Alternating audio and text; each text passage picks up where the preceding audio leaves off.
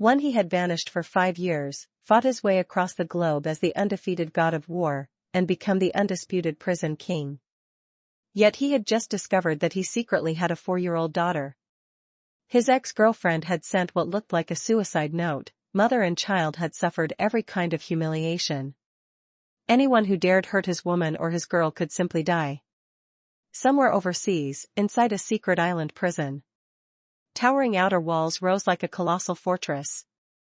A tall, broad-shouldered man in his prime stood atop the parapet, aura radiating authority. His piercing gaze swept downward like a hawk surveying prey. "I'll be gone for a while, everyone better behave." His powerful voice rolled across the yard. More than 1,000 convicts stood in perfect formation below. Not one dared breathe loudly, their eyes held equal parts reverence and naked dread. Blackwater was the #1 prison on the planet. Black, the assassin who had eliminated over a dozen heads of state. Lucas, the con artist who had swindled hundreds of billions. Morvan, the mercenary commander known as the King of Guns. Every one of them was an apex predator. And every one had been tamed by a man from China. Because his name was Lucas. They called him the legend of the army. He had once led 100,000 elite troops and deterred 1 million enemy soldiers on the border. At the summit of global martial might, he wielded a single earth-shaking blade and had never tasted defeat. Single-handedly, he had faced 10 5-star generals of Europa and prevailed. He was a living myth of the armed forces. 1 year ago he had assumed command of Blackwater. Like a wrecking ball he had crushed any faction that challenged him. He was the warden. Boom boom boom, the roar of an attack helicopter sounded as Lucas stepped aboard. Above the clouds, several fighter jets armed to the teeth escorted him. The formation thundered away. Inside the chopper Lucas stared at a satellite phone, face grave. 1 hour earlier his old number dormant for 5 years had received a text. It was a suicide note. And the sender was his former girlfriend. "Sir, we found them," said the crisp female captain beside him, handing over a file. Lucas scanned the papers, his straight black brows knit together, emotions churning. 5 years ago, just after he left, Sophia had discovered she was pregnant. She had given birth to a baby girl. That child was his. Gazing at the photo of the fair-skinned little doll who looked as delicate as porcelain, Lucas's hard eyes softened. "Push the speed, go faster." His voice cracked with urgency. In the message Sophia said she could not hold out much longer. Sophia was in danger.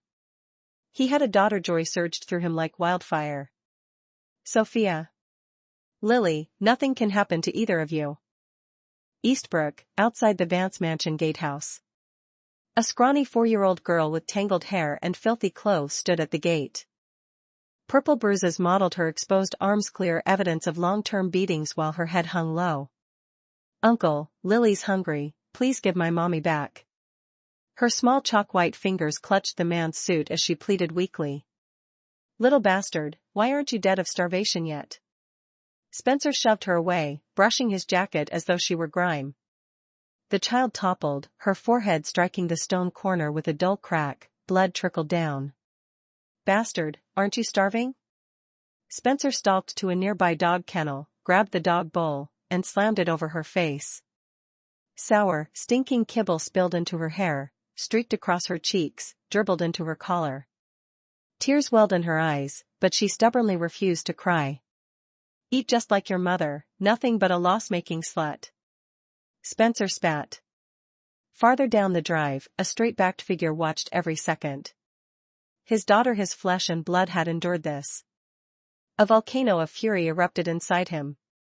2-inch still glaring at me, runt? I'll beat you to death." Spencer cursed, raising his ox leather shoe to kick the tiny girl.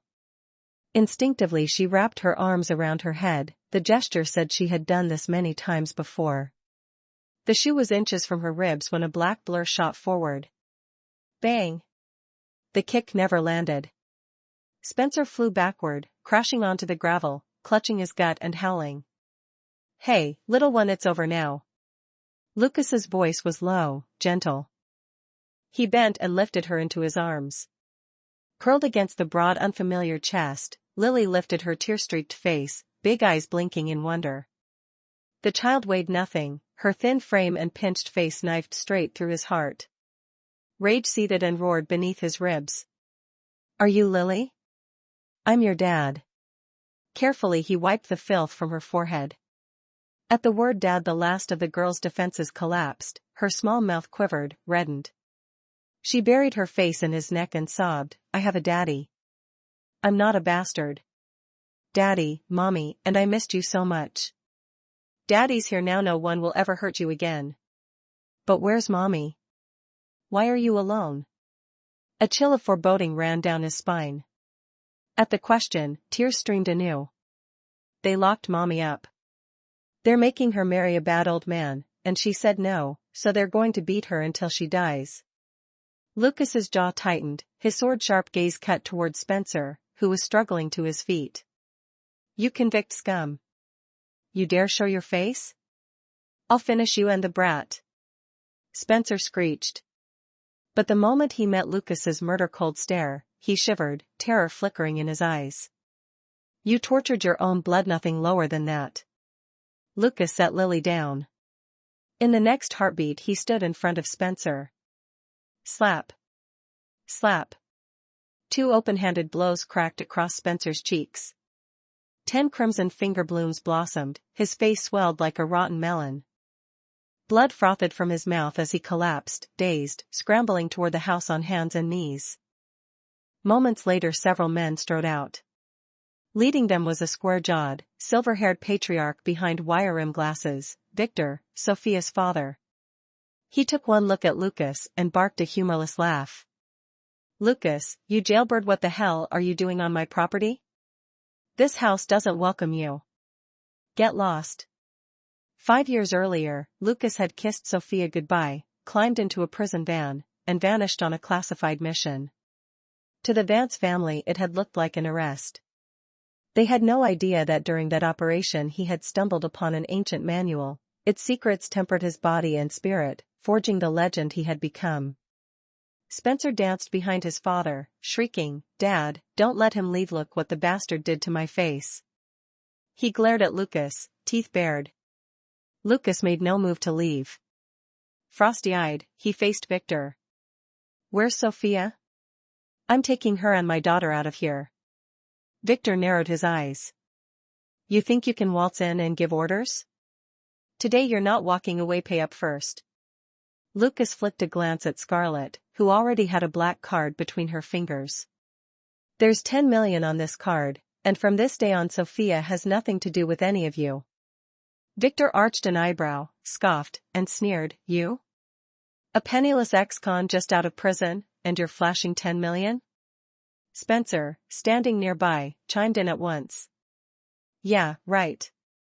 This jailbird's trying to con us." No one noticed that Lily had slipped away, and Scarlett had vanished too. At those words, a pot-bellied middle-aged man stepped forward. He glanced at the black card in Lucas's fingers and curled his lip. "Kid, I'm not wrong, that's a black card. You need assets over 100 million to qualify. Who do you think you're fooling? Pick up an empty card somewhere? Let me make it clear, Sophia is my fiancée. Get lost before I lose patience."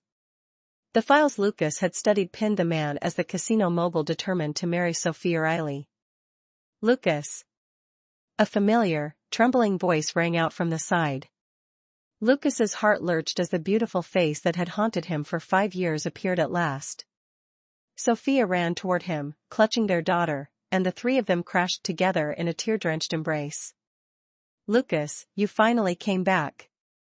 Years ago he'd broken up with Sophia to carry out a mission. He'd never imagined she'd already been carrying his child, that she would raise her alone, refusing every suitor for his sake, bearing the crushing weight of her family's coercion. The devotion stunned him.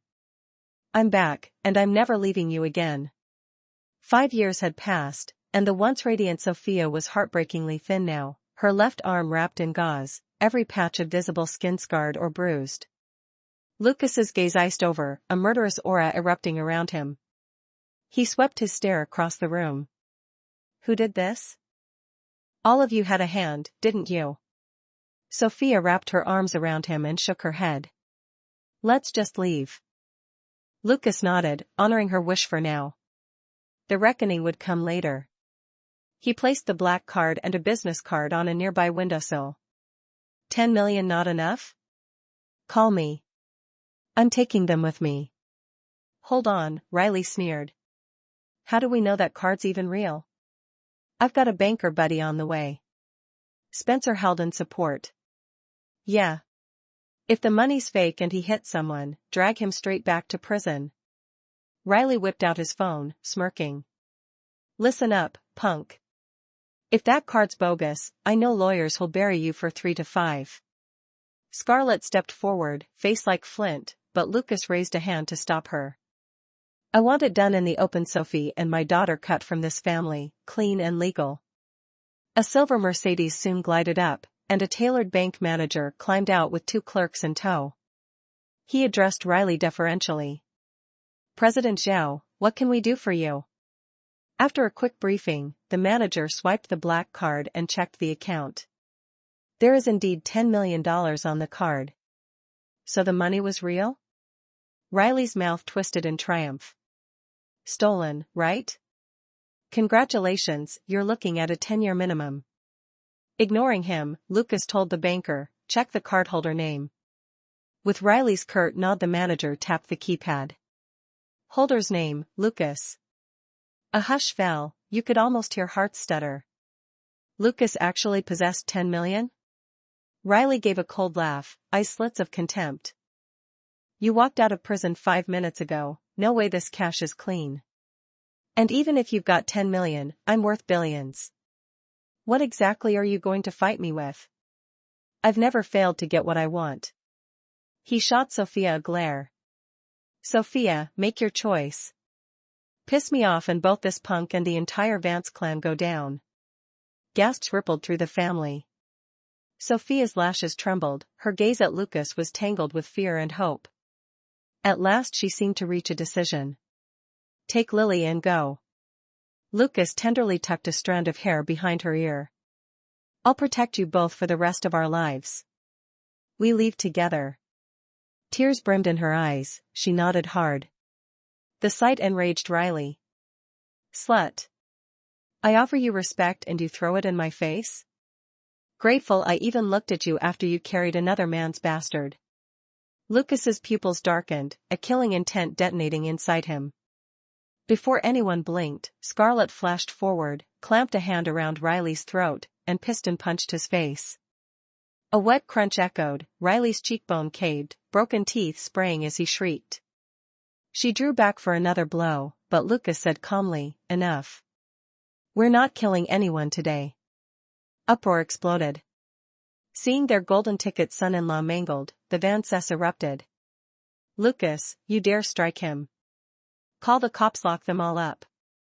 Sophia, you ungrateful little scourge. Lucas moved to the front of the throng and spoke in a low, biting growl. You live in a mansion Sophia paid for, she owes you nothing. Peddling her to Riley makes you less than animals. Let the word go out if anyone lays another hand on Sophia or Lily, I'll bury them where no one will find the bones. His aura was a butcher's blade unsheathed, the temperature seemed to drop. The Vances recoiled, no one daring a retort.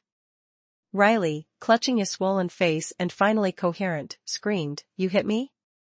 I'll gut you first. He began speed dialing underworld contacts. Sophia tugged Lucas's sleeve, panic in her eyes. Let's run. Riley has deep roots in Eastbrook, he can have you killed tonight. Lucas shook his head. I'm walking you out in daylight, under your own power. Sophia gave a soft, luminous smile and hugged him tight. I knew I loved the right man. All right, we stand together. Exactly what he felt in his own heart. Moments later 3 black Range Rovers screeched to the curb, disgorging a dozen hulking brutes built like dock cranes. Riley's face contorted in dark triumph. I know your bodyguard's handy, but this time you're not leaving. He jabbed a finger at Lucas, voice dripping malice.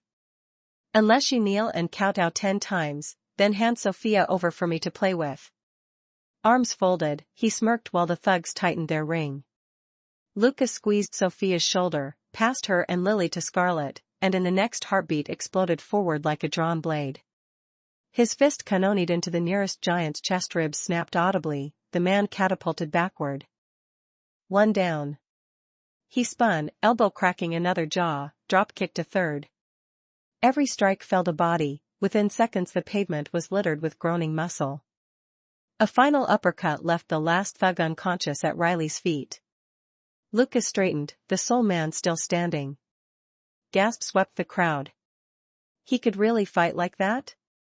Riley's eyes were wide with panic, clearly he hadn't seen this coming. At that moment a Maybach slid to the curb. Riley's face lit up. "My boss is here, you're dead." A bald, middle-aged man stepped out. Riley sprinted over. "Boss, sorry for the mess. This guy crippled my boys. You've got to back me up and finish him." He shot Lucas a venomous glare. From Sophia's quick explanation Lucas learned the bald man was Leo, a heavyweight power broker in Eastbrook. "We're finished. Even Riley with his hundreds of millions has to kiss his ring. And I hear his crew is packing." Sophia's voice shook, but she tightened her grip on Lucas's hand. "If we die together." Lucas brushed her hair tenderly. "We won't die. We'll all be fine. A wife like this, what more could a man want?" Leo swept the scene, scowling at Lucas. "Kid, you can throw a punch, but you touched my man. Pay with a leg." Lucas studied him calmly. "Your punk got handsy. I hit him. My legs stay attached." Instead of exploding, Leo laughed. "You asked for it."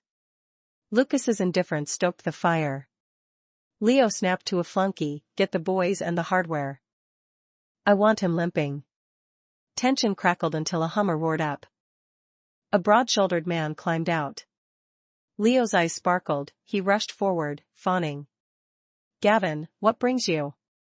I heard you were in Eastbrook and hadn't paid my respects." Gavin flicked a dismissive hand. Leo swallowed the snub, smiling through clenched teeth. "Give me a SECIV, got a punk to squash." Following Leo's gaze, Gavin spotted Lucas and stiffened. "This is the punk?" "Yeah. I can't squash bugs as casually as you do in the capital, but crippling a kid in Eastbrook is easy." Gavin's face darkened. He strode toward Lucas. Leo hastened behind. "No need to dirty your hands, I'll handle it."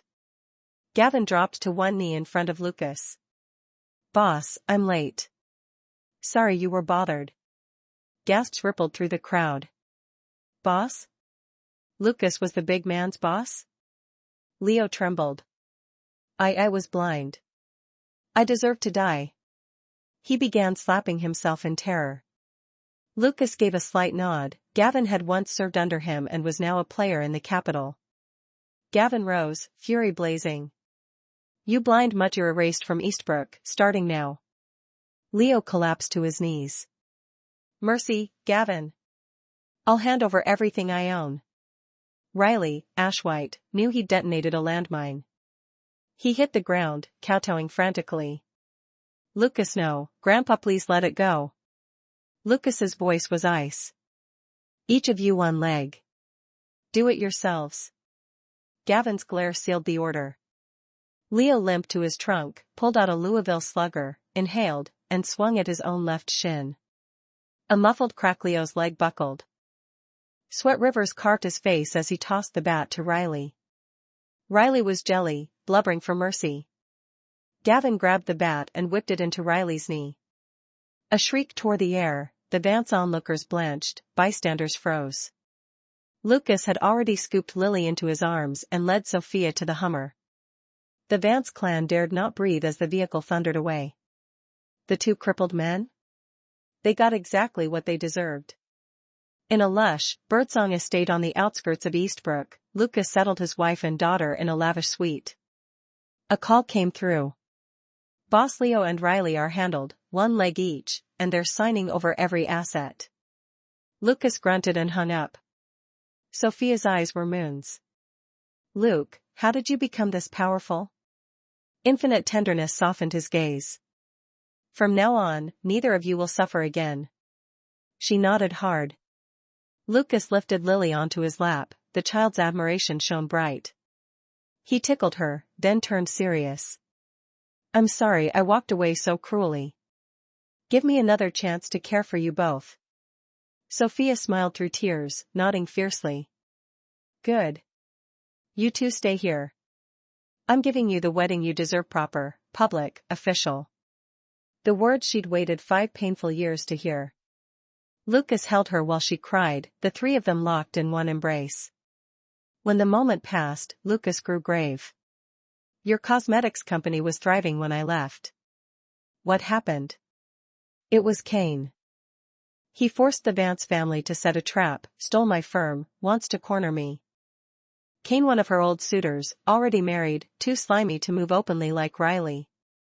He's now a top 3 tycoon in Eastbrook, leagues above a thug like Leo. Forget it, our little family is enough. Lucas kissed her forehead, eyes chilling. Kane, huh? Anyone who hurt you will pay, starting with the Vances. Who exact? Sophia lowered her gaze, sighing. Let it go. I never want to see them again. Lucas weighed her wish, then dialed. Little Gavin, have every Vance sign a severance affidavit, never set foot in the country again. He hung up and called Scarlett. 7-inch, get a team on the wedding prep. And every company under Kane's umbrella, buy them out, whatever the price. Didn't a handful of international tycoons owe me favors? Pick the ones with a conscience. Time for them to pay up. The rest handle it however you see fit.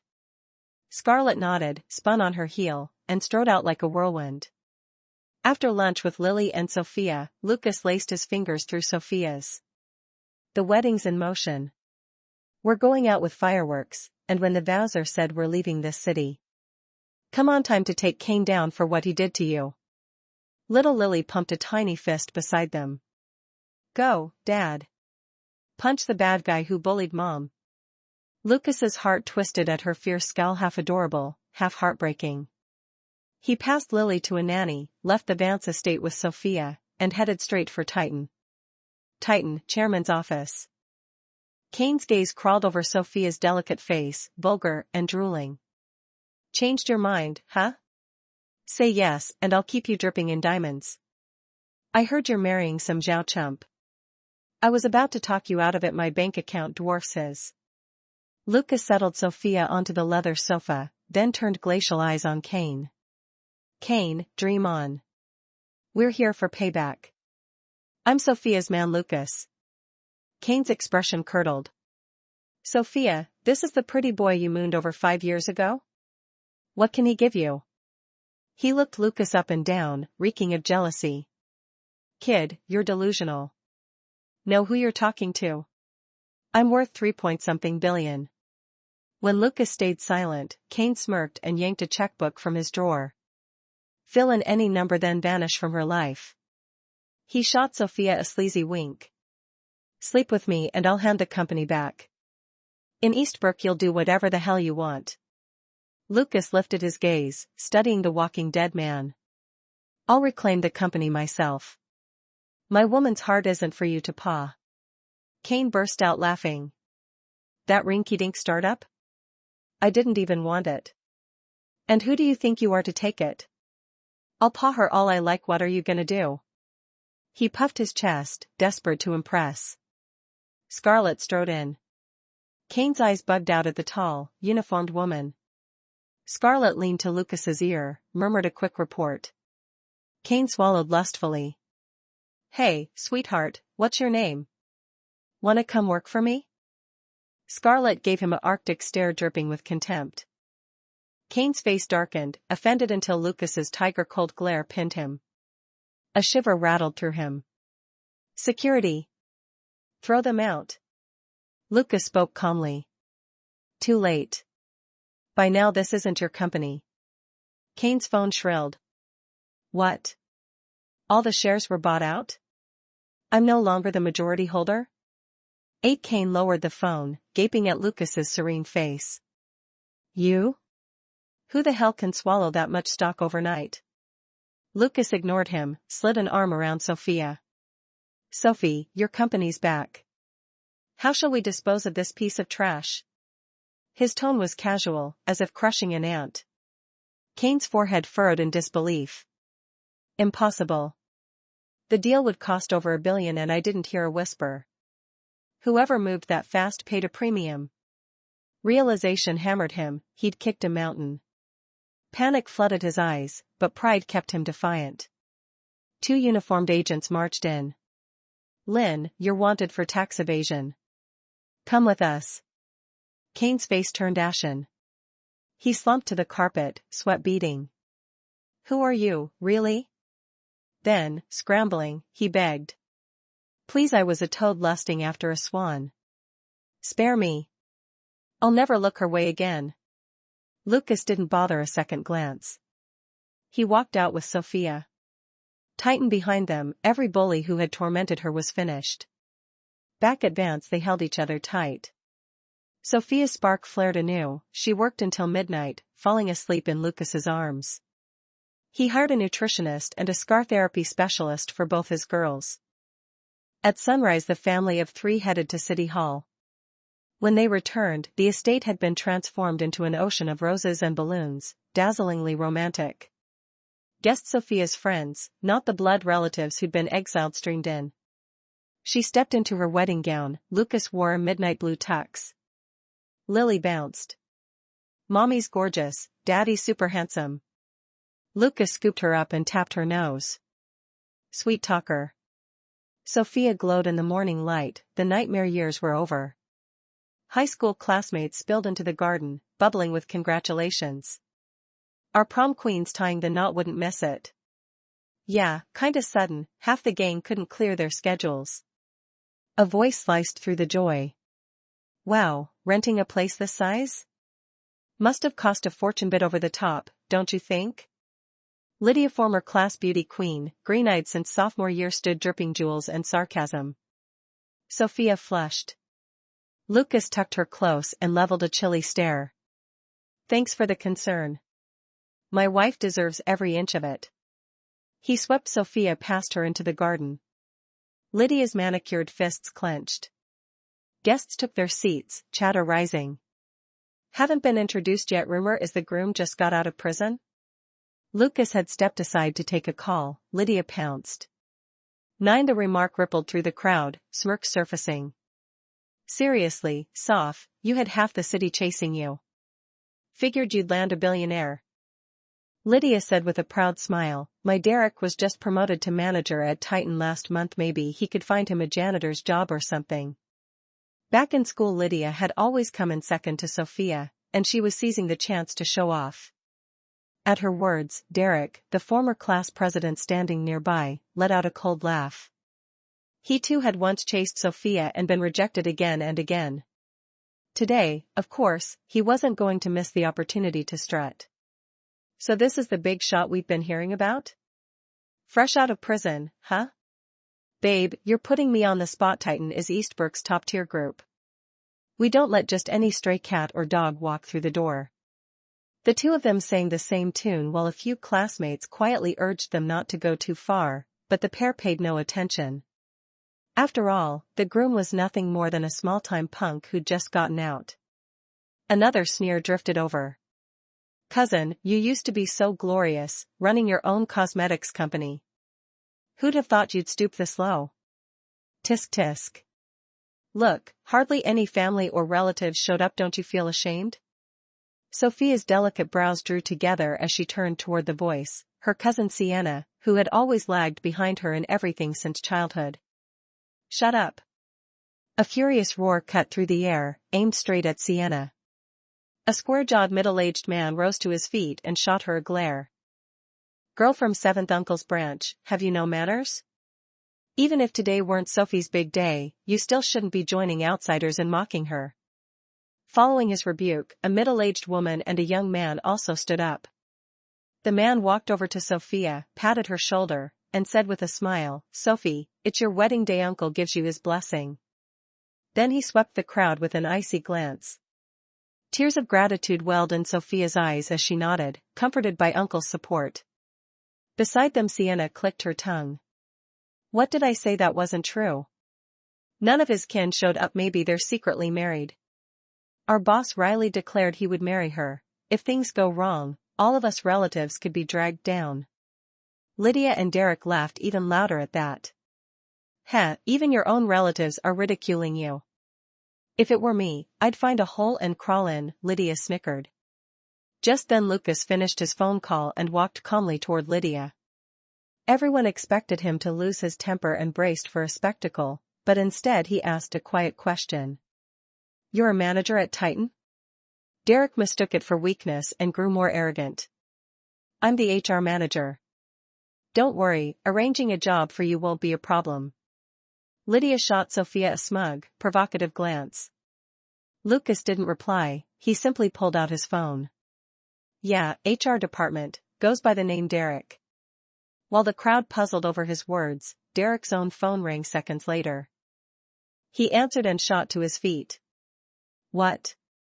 I've been fired and blacklisted industry-wide? Stunned, he stared at Lucas, and every head swiveled in the same direction. One call had cost a Titan manager his livelihood. How terrifying a background must that be?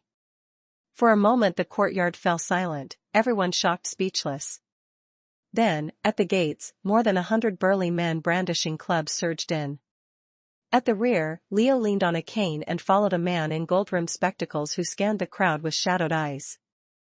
Wrecked my network in Eastbrook that I built for over a decade just because you've got little Gavin on your side?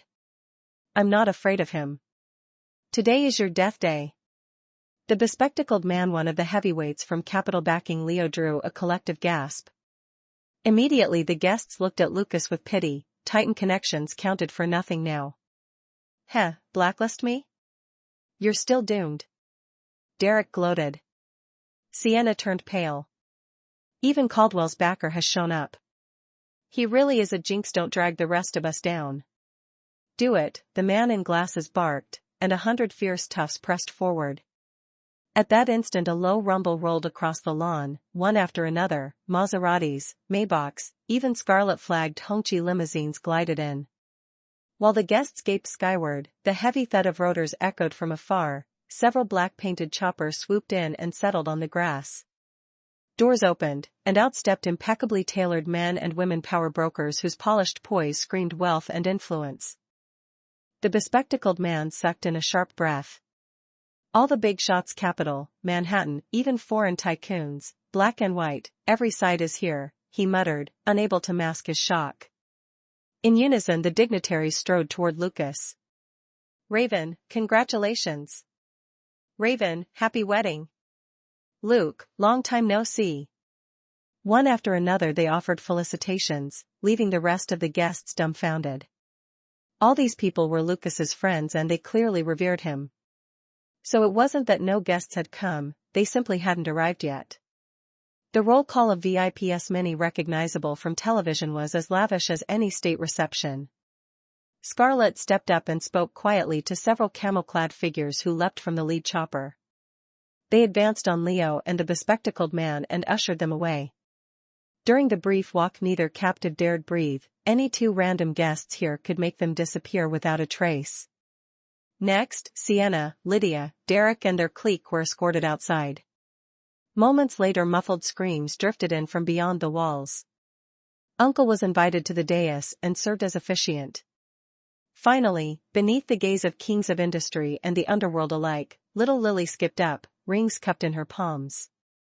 Thunderous applause broke as Lucas and Sophia embraced, husband and wife at last.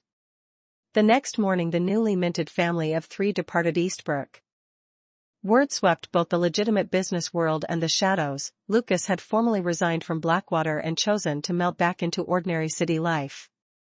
Wherever the Raven family roamed in Capital, respect and protection awaited them. Peace settled across the land, for Lucas had trained 5 divine marshals to guard the nation's 5 frontiers, and the country's military might grew ever stronger. Now Lucas devoted himself to raising Lily while Sophia returned to the place where her dream had begun, resurrecting her cosmetics venture until it became a global luxury powerhouse. 20 years later. At the Nobel Prize ceremony for physics, a radiant Lily stepped onto the stage to accept her medal. In the auditorium below, Lucas and Sophia exchanged a quiet, proud smile. Thank you for listening to today's story. If you enjoyed it, please like and share it with friends. We look forward to reading your comments, share your thoughts, and don't forget to subscribe for more amazing tales. See you next time.